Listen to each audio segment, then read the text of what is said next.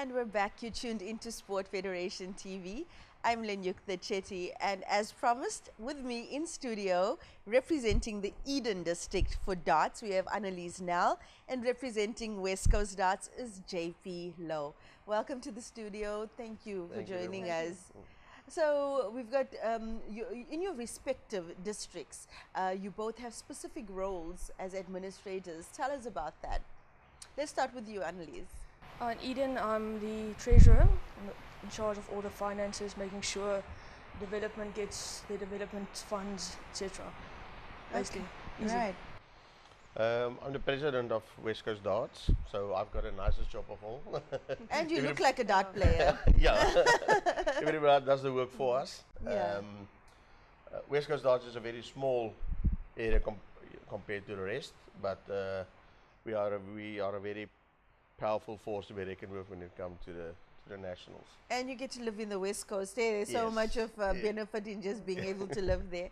Annalise, in Eden, have you always lived in Eden? Yes, I have. I'm originally from Calitzdorp, so. Krugersdorp. Calitzdorp. Ah, okay. And how did you get involved with the sport? The local club approached me one day and asked if I just want to come check it out, and then I started getting more interested.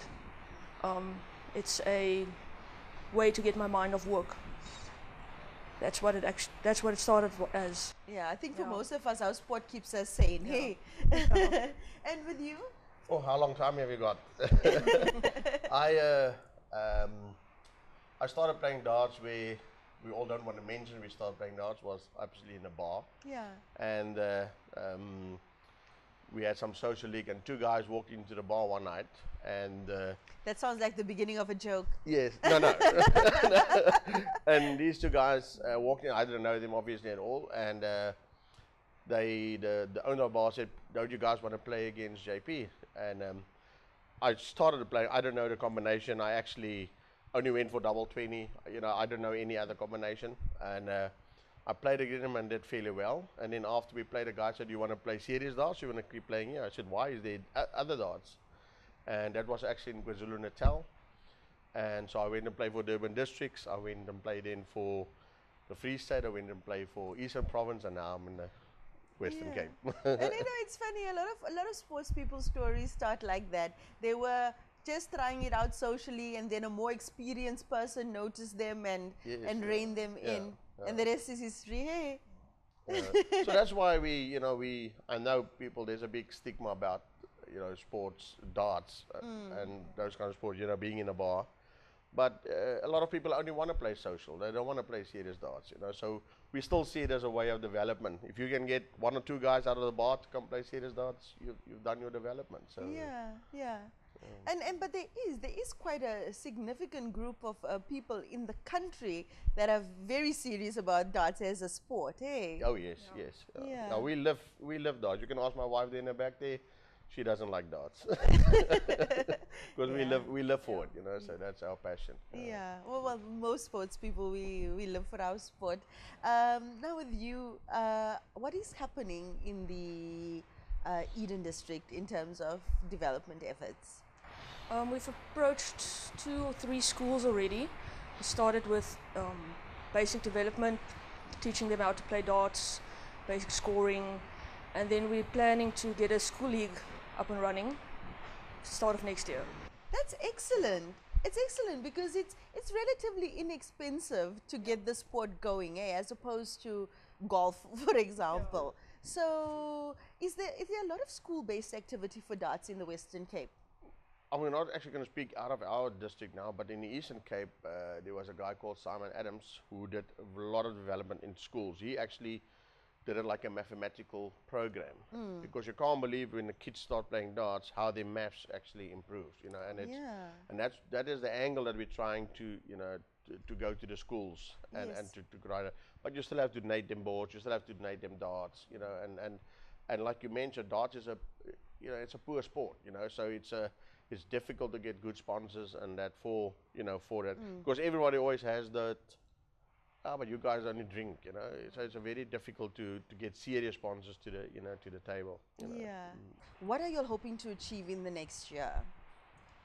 In terms of representativity from the West Coast and the Eden District, for those people that make the provincial side and stuff, what kind of players, or do you call them players, do you produce from your areas? Well, that's one of our prouds of the West Coast.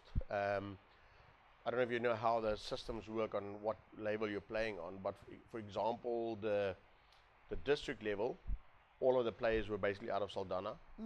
Two of Saldanha players were playing for the provincial team, which provincial actually took gold, took the gold medal this year for the Western Cape.